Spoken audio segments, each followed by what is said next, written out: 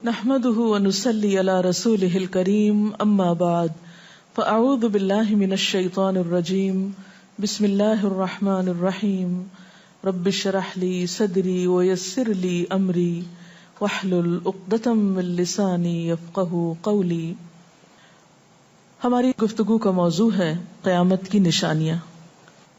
بحیثیت مسلمان ہم سب کا ایمان ہے کہ یہ دنیا ہمیشہ باقی نہیں رہے گی، ایک دن سب کچھ ختم ہو جائے گا، اور ایسا ہونا بھی چاہیے، اس لیے کہ ہر آغاز کا ایک انجام ہوتا ہے، ہر ابتدا کی ایک انتہا ہوتی ہے.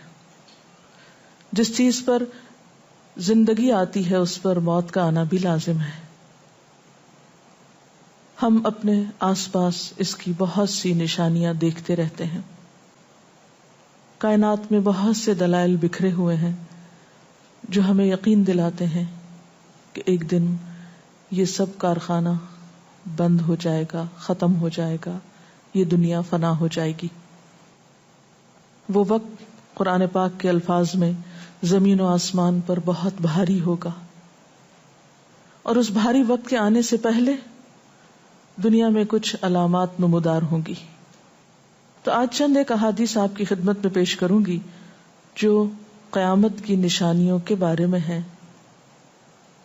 اس سے ایک تو ہمیں اپنے عمل کا جائزہ لینے کا موقع ملے گا، دوسرے ان سے یہ بات سامنے آتی ہے کہ نبی صلی اللہ علیہ وسلم کی باتیں کتنی سچی باتیں تھیں. وہ لوگ جو حدیث کا انکار کرتے ہیں یا احادیث کا مذاق اڑاتے ہیں، وہ ان احادیث کی روشنی میں آج کے حالات کو دیکھ سکتے ہیں کہ آپ صلی اللہ علیہ وسلم نے اللہ تعالی کی بھیجی ہوئی وحی کی روشنی میں جو باتیں فرمائیں آج وہ ہم اپنی آنکھوں سے دیکھ رہے ہیں. بہرحال اس وقت میرے سامنے حضرت ابو ہریرہ رضی اللہ تعالی عنہ کی حدیث ہے جسے ابن خزیمہ نے روایت کیا ہے. رسول اللہ صلی اللہ علیہ وسلم نے فرمایا، قیامت کی نشانیوں میں سے ہے کہ آدمی مسجد کے پاس سے گزرے گا مگر اس میں 2 رکعتیں ادا نہیں کرے گا. آج کتنے ہی لوگ ایسے ہیں کہ جن کے گھروں کے سامنے مسجدیں ہیں، وہ دن رات مسجدوں سے آوازیں سنتے ہیں لیکن مسجد کے اندر نہیں جاتے. نبی صلی اللہ علیہ وسلم کے زمانے میں اس بات کا تصور ہی نہیں تھا کہ کوئی شخص اپنے آپ کو مسلمان کہے اور پھر وہ نماز نہ پڑھے. اسی لیے ہم دیکھتے ہیں کہ منافقین ہر حال میں مسجد میں پہنچتے تھے، بلکہ انہوں نے اپنی ایک الگ مسجد بھی بنائی تھی یا مسجد نامی عمارت بنائی تھی. لیکن قیامت کے نزدیک مسجدوں کے پاس سے گزرنے والے مسجد نہیں جائیں گے. ایک اور حدیث میں آتا ہے، حضرت انس فرماتے ہیں رضی اللہ تعالی عنہ کہ اللہ کے رسول صلی اللہ علیہ وسلم نے فرمایا، لوگوں پر ایک ایسا دور آئے گا کہ ان میں اپنے دین کی حفاظت پہ صبر کرنے والا اس شخص کی مانند ہوگا جو آگ کے انگارے کو اپنی مٹھی میں تھامنے والا ہے. یعنی دین پر استقامت اور دین پر عمل اتنا مشکل ہو جائے گا بعض اوقات کہ جیسے ایک انگارہ ہاتھ میں لینا کہ انسان نہ لے سکے اور نہ پھینک سکے. ایک اور نشانی جو آپ صلی اللہ علیہ وسلم نے ہمیں بتائی وہ یہ کہ زمانہ قریب آ جائے گا، عمل میں نقص واقع ہوگا اور بخیلی پیدا ہو جائے گی، دل تنگ ہو جائیں گے. ایک اور حدیث میں آتا ہے کہ بخیلی کا عام ہونا قیامت کی نشانیوں میں سے ہے. آج آپ دیکھیں کہ بسا اوقات انسان کے پاس اللہ کی دی ہوئی بے شمار نعمتیں ہوتی لیکن انسان ان نعمتوں میں کسی کو شریک نہیں کرتا. چھوٹی چھوٹی باتوں کو مائنڈ کر جانا، چھوٹی چھوٹی باتوں پہ ناراض ہو جانا، چھوٹی چھوٹی چیزوں کو حد سے زیادہ محسوس کر لینا، یہ سب کچھ شح کی وجہ ہی سے تو ہے، بخل کی وجہ سے ہی تو ہے. بخل صرف مال میں نہیں ہوتا، بخل تمام نعمتوں میں ہوتا ہے اگر ان میں اللہ کے دوسرے بندوں کو بطور شکر کے شریک نہ کیا جائے. ایک اور حدیث میں آتا ہے، مجموع الزوائد میں یہ حدیث روایت ہوئی ہے، رسول اللہ صلی اللہ علیہ وسلم نے فرمایا کہ لوگ سخت اور بخیل ہو جائیں گے، یعنی ان کے دل سخت ہو جائیں گے اور ان کے اندر بخل عام ہو جائے گا. ایک اور نشانی قیامت کی آپ صلی اللہ علیہ وسلم نے یہ بتائی کہ مساجد میں زیب و زینت بہت ہوگی، یعنی نمازی تو کم ہوں گے لیکن مسجدیں سجائی بہت جائیں گی. حضرت انس بن مالک کی روایت ہے، مسند احمد نے اس کو روایت کیا ہے، رسول اللہ صلی اللہ علیہ وسلم نے فرمایا قیامت قائم نہیں ہوگی یہاں تک کہ لوگ مسجدوں میں فخر و مباحات کریں گے، یعنی مسجد کے بنانے میں، اس کے سجانے میں، اس کی آرائش میں ایک دوسرے کا مقابلہ کرنے لگیں گے. ایک اور حدیث میں آتا ہے کہ قیامت کی علامات میں سے ہے کہ لوگ مسجدوں کو سجایا کریں گے، یعنی اللہ تعالیٰ کو نماز پڑھ کے خوش کرنے کی بجائے مسجد بنا کے سجا کے خوش کرنے کی کوشش ہوگی.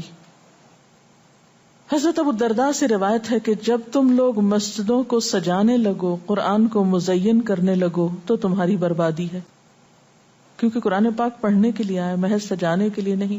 آج آپ دیکھیں کہ بسا اوقات ہم اسے پڑھتے کم ہیں، سمجھتے کم ہیں، اس کے مطابق زندگی نہیں بسر کرتے، لیکن خوبصورت انداز میں سنہری الفاظ میں لکھوا کر گھروں میں سجا دیتے ہیں. تو قرآن پاک سجانے کے لیے نہیں آیا، وہ تو ہدی للناس ہے، ساری انسانیت کی ہدایت کے لیے آیا ہے، لیکن ہم نے اس کا بس اتنا ہی فائدہ اٹھایا کہ اسے خوبصورت انداز میں لکھ کے طاقوں میں سجا دیا. اسی طرح ایک اور نشانی کہ انسان حلال حرام کی پرواہ نہیں کرے گا.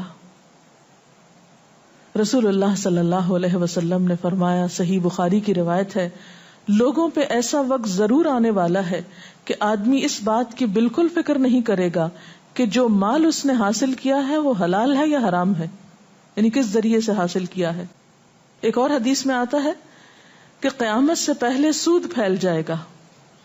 ایک اور روایت میں آتا ہے کہ ہر شخص تک اس کا کچھ نہ کچھ غبار پہنچے گا، یعنی کچھ لوگ تو براہ راست اس میں انوالو ہوں گے اور کچھ لوگ انڈائریکٹلی اس سے متاثر ہوں گے.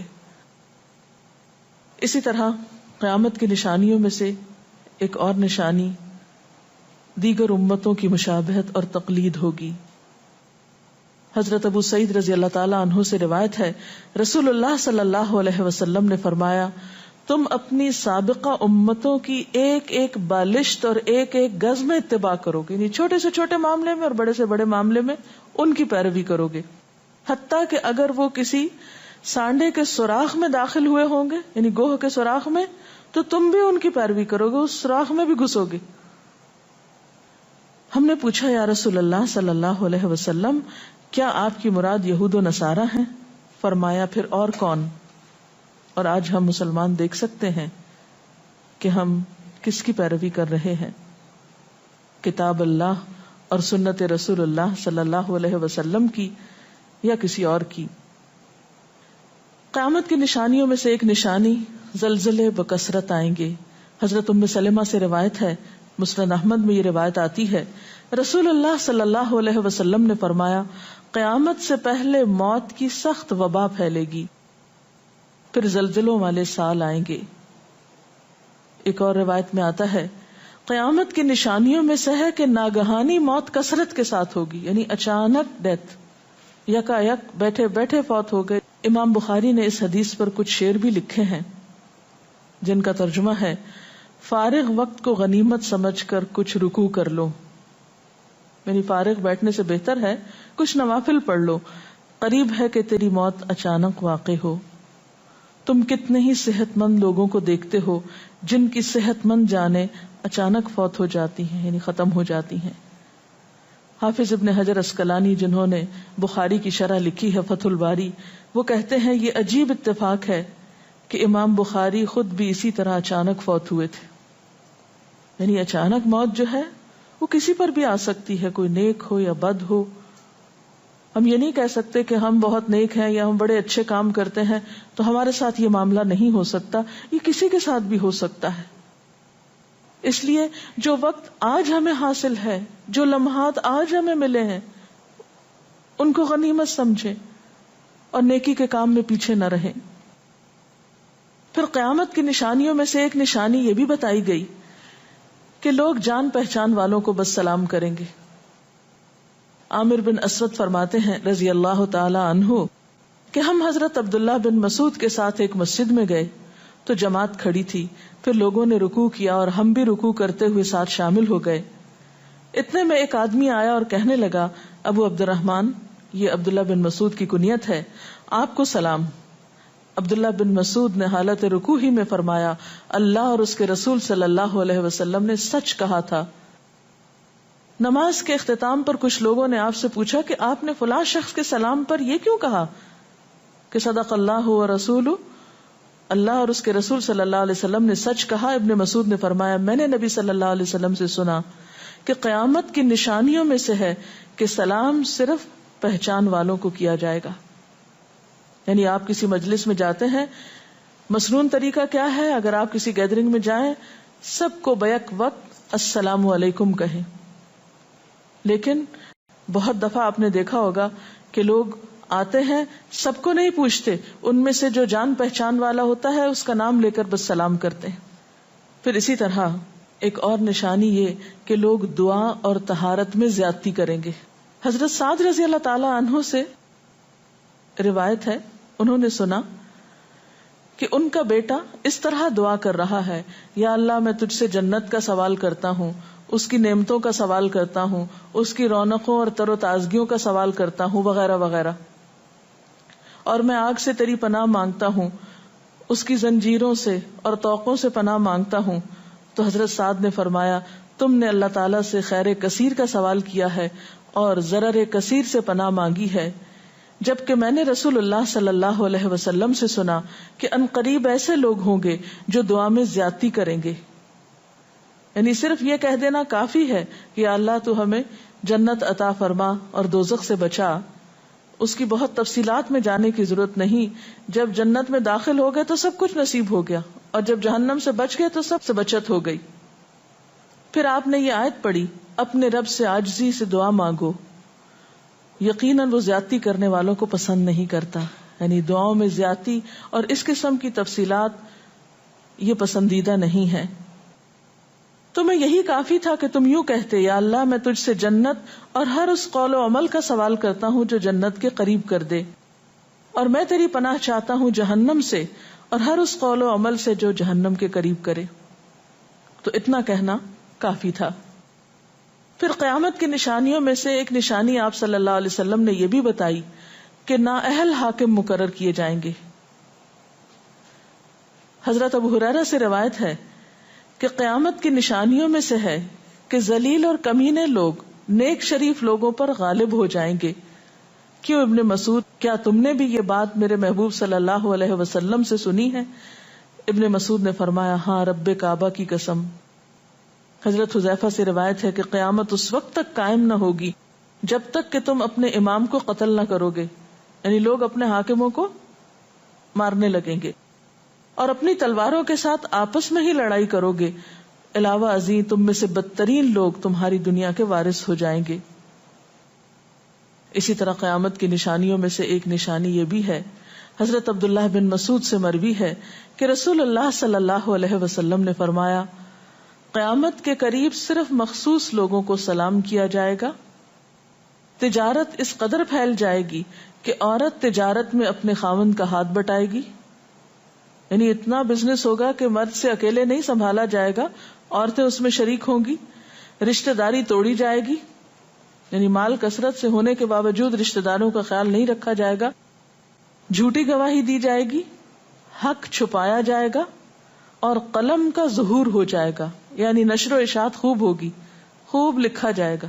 ایک اور روایت میں آتا ہے کہ وقت مختصر ہو جائے گا۔ آج آپ دیکھیے ہر شخص وقت کی کمی کی شکایت کرتا ہے۔ حضرت ابو ہریرہ رضی اللہ تعالیٰ عنہ سے روایت ہے، رسول اللہ صلی اللہ علیہ وسلم نے فرمایا، قیامت قائم ہونے سے پہلے یہ نشانی ظاہر ہوگی کہ زمانہ قریب آ جائے گا، یتقارب الزمان، سال مہینے کی طرح، مہینہ ہفتے کی طرح، ہفتہ دن کی طرح، اور ایک دن ایک گھنٹے کی طرح، اور ایک گھنٹہ آگ کے شعلے کی طرح تیزی سے گزرنے والا ہو جائے گا۔ اور آج آپ دیکھیے کہ اللہ کے رسول صلی اللہ علیہ وسلم کی یہ بات کتنی سچ معلوم ہوتی ہے کہ ہر شخص وقت کی کمی کا شکار ہے، اور پتہ ہی نہیں چلتا ہفتہ گزر گیا، پتہ ہی نہیں چلتا مہینہ گزر گیا، پتہ ہی نہیں چلتا سال گزر گیا، پتہ ہی نہیں چلتا اتنی عمر گزر گئی، کل کی بات لگتی ہے.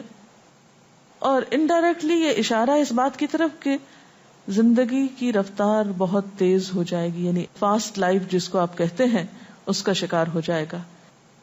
ایک اور روایت میں آتا ہے کہ دنیا محبوب ہو جائے گی، موت سے نفرت ہو جائے گی. حضرت ابو ہریرہ سے روایت ہے رسول اللہ صلی اللہ علیہ وسلم نے حضرت ثوبان سے فرمایا، اے ثوبان، اس وقت تمہارا کیا حال ہوگا جب دوسری امتیں تم پر اس طرح ٹوٹ پڑیں گی جس طرح تم کھانے کے برتن پہ ٹوٹ پڑتے ہو. ثوبان نے کہا، میرے ماں باپ آپ پہ قربان، اے اللہ کے رسول صلی اللہ علیہ وسلم، کیا اس وقت ہم تعداد میں کم ہو جائیں گے؟ فرمایا، نہیں، بلکہ تم کثرت میں ہوگے، لیکن اللہ تعالیٰ تمہارے دلوں میں وہن ڈال دے گا. صحابہ نے پوچھا، یا رسول اللہ صلی اللہ علیہ وسلم، وہن کیا چیز ہے؟ آپ نے فرمایا، دنیا سے محبت اور جہاد سے نفرت. اور ایک روایت میں آتا ہے، دنیا سے محبت اور موت سے نفرت. اسی طرح نیک لوگ آہستہ آہستہ کم ہو جائیں گے. رسول اللہ صلی اللہ علیہ وسلم نے فرمایا، نیک لوگ یکے بعد دیگرے رخصت ہوتے جائیں گے، فوت ہوتے جائیں گے. فضول لوگ باقی رہ جائیں گے، بیکار، نکمے، جس طرح جو کا بھوسا یا ردی کھجور باقی رہ جاتی. اللہ تعالیٰ ان فضول لوگوں کی کچھ پرواہ نہ کرے گا. کوڑے کرکٹ کی طرح ہوں گے جن کی کچھ پرواہ نہ کرے گا کہ ان کو پھینک دیا جائے یا کاٹ دیا جائے یا کہیں جلا دیا جائے. ایسے لوگوں کی اللہ تعالیٰ کو کچھ بھی ضرورت نہیں ہو. حضرت عمرو بن شعیب اپنے والد سے اور اپنے دادا سے روایت کرتے ہیں، رسول اللہ صلی اللہ علیہ وسلم نے فرمایا، لوگوں پر ایک ایسا وقت آئے گا کہ ان کی خوب چھانٹی صفائی کی جائے گی تو فضول لوگ باقی رہ جائیں گے اور نیک لوگ ختم ہو جائیں گے. پھر آپ نے اپنے دونوں ہاتھوں کی انگلیوں کو آپس میں ملا کر فرمایا، اس طرح ان کے وعدے اور امانتیں خلط ملط ہو کر رہ جائیں گے اور وہ اختلافات کا شکار ہو جائیں گے. یعنی نہ ان میں وعدوں کا پاس ہوگا، نہ امانتوں کی ادائیگی کا احساس ہوگا، اور وہ ایک ہی چیز جانیں گے اور وہ لڑائی جھگڑا، اختلافات. کیونکہ کوڑا کرکٹ ہے نا، کوئی وزن تو اس کا ہے نہیں، کوئی اصول تو ہے نہیں، کسی نیک کام میں استقامت تو ہے نہیں، بس جدھر کو پانی جا رہا ہے اس پہ بہ رہے ہیں، ہوا چل رہی ہے اس پہ اڑ رہے ہیں. تو ایسے نکمے اور بیکار لوگ باقی بچیں گے اور پھر ایک دن دنیا اپنے اختتام کو پہنچ جائے گی. ہر گھر میں فتنہ داخل ہو جائے گا. حضرت عوف بن مالک فرماتے ہیں کہ میں غزوہ تبوک کے موقع پر رسول اللہ صلی اللہ علیہ وسلم کی خدمت میں حاضر ہوا جبکہ آپ اس وقت چمڑے کے ایک خیمے میں تشریف فرما تھے. آپ نے فرمایا، قیامت کی 6 نشانیاں گن لو. پھر ایک ایسا عام اور تباہ کن فتنہ ہوگا کہ عرب کا کوئی گھر بھی اس کی لپیٹ میں آنے سے محفوظ نہ رہ سکے گا. تو اللہ تعالیٰ سے دعا ہے کہ وہ ہمارے ایمان اور عمل کی حفاظت فرمائے اور ہمیں نیکی کی توفیق عطا فرمائے، اپنی ذمہ داریوں کو صحیح معنوں میں پورا کرنے کی توفیق عطا فرمائے. اگر آپ کے ذہن میں کوئی سوال ہو تو آپ کر سکتے ہیں.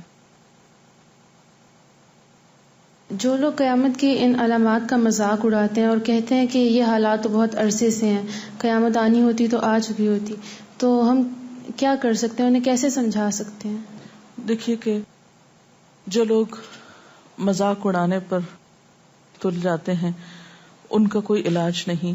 نبی صلی اللہ علیہ وسلم کے زمانے میں بھی ایسے لوگ موجود تھے جو دین کے شاعر کا مذاق اڑاتے تھے. قرآن نے ایسے لوگوں کو منافق بتایا ہے. اور بات یہ ہے کہ جب قیامت آئے گی تو پھر کسی سے پوچھ کر نہیں آئے گی، اس کا وقت تو اللہ تعالیٰ کو معلوم ہے، اور جب آ جائے گی تو کوئی اس سے فرار حاصل نہیں کر سکے گا. آج ہمیں اللہ تعالیٰ نے اختیار دیا ہے، چاہیں تو کسی چیز کو مانیں اور چاہیں تو انکار کر دیں، لیکن جب اصل حقیقت سامنے آئے گی تو پھر ہم انکار نہ کر سکیں گے. آپ نے بتایا کہ قیامت کی نشانیوں میں ہے کہ طہارت میں بھی زیادتی کی جائے گی، تو اس سے کیا مراد ہے؟ اس کا معنی یہ ہے کہ لوگ طہارت حاصل کرتے وقت وسائل یا ریسورسز کو بہت ضائع کریں گے. مثلا یہ کہ وضو کرتے وقت بہت زیادہ پانی لنڈھانا، بہت صابن گرانا، اسی طرح نہاتے وقت بہت پانی ضائع کرنا. نبی صلی اللہ علیہ وسلم کے زمانے میں پانی کی قلت بھی ہوتی تھی، لیکن اس کے باوجود آپ صلی اللہ علیہ وسلم کی تعلیمات میں ہے یہ بات کہ ایک شخص کو آپ نے فرمایا تھا کہ خواہ تم دریا کے کنارے بیٹھے ہو پھر بھی وضو کے لیے اتنا ہی پانی لو جتنا تمہاری ضرورت ہے، یعنی بہت زیادہ پانی ضائع نہ کرو. آج ہم دیکھتے ہیں کہ بہت سے وسائل کے ذریعے پانی کا حصول بعض علاقوں میں بہت آسان ہو گیا ہے اور لوگ بہت ناقدری کے ساتھ پانی ضائع کرتے ہیں. مثلا بعض دفعہ دیکھا گیا ہے کہ برش کرنے کے وقفے میں ٹیپ کھول دی جاتی ہے، بعض اوقات 5 منٹ تک ٹیپ میں سے پانی بہتا رہتا ہے اور آرام آرام سے لوگ اپنی طہارت اور صفائی کا اہتمام کرتے رہتے ہیں. تو کسی بھی طرح کے وسائل کو ضائع کرنا جو ہے وہ اسلامی تعلیمات کے خلاف ہے، خواہ وہ دین کے کسی کام کے کرنے میں ہی کیوں نہ استعمال کیے جائیں، وضو جیسی چیز میں ہی کیوں نہ استعمال کیے جا رہے ہوں. تو طہارت میں مبالغہ آرائی کا مطلب یہی ہے، وسائل کا ضیاع. دعا میں زیادتی کا مقصد کیا لمبی دعاؤں کا بھی مراد یہ ہوگا؟ اصل میں دعا تو حسب ضرورت کی جا سکتی ہے، حسب موقع. کبھی آپ کے پاس وقت زیادہ ہوتا ہے تو آپ دیر تک بھی دعا کر سکتے ہیں، مخصوص اوقات میں، مخصوص قبولیت کی جگہوں پر. لیکن سنت کے طریقے سے ہٹ کر مبالغہ آرائی کے انداز میں دعا کرنا اور پھر ردیف قافیے ملا کر دعا کرنا یا شعر و شاعری کے انداز میں دعا کرنا، ان چیزوں سے منع کیا گیا. وآخر دعوانا ان الحمد للہ رب العالمین. سبحانک اللہم وبحمدک نشہد ان لا الہ الا انت نستغفرک ونتوب الیک. والسلام علیکم ورحمۃ اللہ وبرکاتہ.